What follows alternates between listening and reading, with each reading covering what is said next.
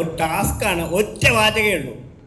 ആ വാചകം നിർത്താതെ പറയണം. ഒരുത്തൻ പോയി ഒരുത്തിയായി, ഒരുത്തി പറ്റി ഇരുവരായി, ഇരുവരും കരുത്തരായി, കരുത്തരും വിരുദ്ധരായി, വിരുദ്ധരിൽ ഒരുവന്റെ ബന്ധുവിന്റെ ശത്രുവിന്റെ ഇല്ലഞ്ചൊട്ടവന്റെ അച്ഛൻ ആരാന്ന് പറയണ്ട.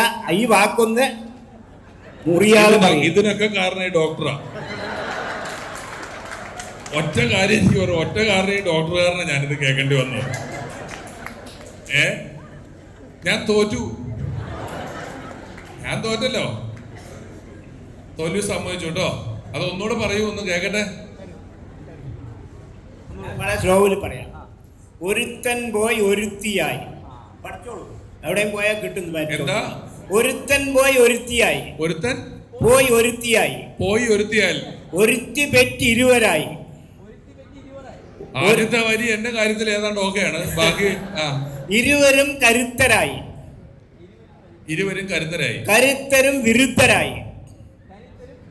കരുത്തരും വിരുദ്ധരായി. ഇത് മുനിസിപ്പാലിറ്റിയുടെ പരിധിയിലുള്ള ഒരു സ്ഥലത്താണ് നമ്മൾ നിൽക്കുന്നത്. മേയർ ഇതിൽ ഇടപെടണം എന്ന് ഞാൻ ഈ അവസരത്തിൽ പറയാം. ഇതിൽ ആരും ഇടപെടേണ്ട ആവശ്യമില്ല. ഇത് മുനിസിപ്പാലിറ്റി പരിധിയിലുള്ള സംഭവമാണ്. ഇത് അടിയന്തരമായി പരിഹരിക്കേണ്ടത് മേയറുടെ ഉത്തരവാദിത്വം. മേയർ ഇതിൽ ഇടപെട്ടേ പറ്റുള്ളൂ. അല്ല, നിങ്ങൾ ചാനലിൽ നിന്നിട്ട് കുറെ ആൾക്കാരെ വെള്ളം കുടിപ്പിക്കാറുണ്ട്. അപ്പൊ നിങ്ങൾ വെള്ളം കുടിക്കണമല്ലോ, അതിനു വേണ്ടിയിട്ടുള്ള പരിപാടിയാണ്. നിങ്ങൾക്ക് ആ റിമോട്ട് എടുത്ത് ഞാൻ ചാനലിൽ ഇരുന്ന് വെള്ളം കുടിപ്പിക്കുമ്പോൾ നിങ്ങളുടെ കയ്യിൽ റിമോട്ട് ഉണ്ട്, മാറ്റാം. ഞാനിപ്പോ എന്ത് വെച്ച് ഇത് മാറ്റും? എനിക്കിത് മാറ്റാൻ പറ്റില്ലല്ലോ. ചാനൽ വെച്ച് കാണാലോ. ഇത് മുനിസിപ്പാലിറ്റിയുടെ പരിധിയിൽപ്പെട്ട ഒരു വിഷയമാണ്. ഇത് മുനിസിപ്പാലിറ്റി ഇടപെട്ട് നിരീക്ഷിക്കണം. ഞാൻ പോകട്ടെ. ഇത് മര്യാദക്ക് ഈ ചടങ്ങ് തീരുമാനമല്ലോ. ഞാൻ എന്ത് തെറ്റ് ചെയ്തു എന്നുള്ളതാണ് അല്ലേ? നിങ്ങളെ സ്റ്റേജിൽ കയറ്റി വെള്ളം കുടിക്കാനുള്ള ചാൻസ് കളയാൻ പാടില്ലല്ലോ. നന്നായി. ഓക്കെ. മോളെ എന്താടോ? ഒരു മിമിക്രി കാണിച്ചാൽ മതി. തൽക്കാലം ഒരു മിമിക്രി കാണിച്ചു തന്നാൽ മതി, സന്തോഷിപ്പിക്കാൻ.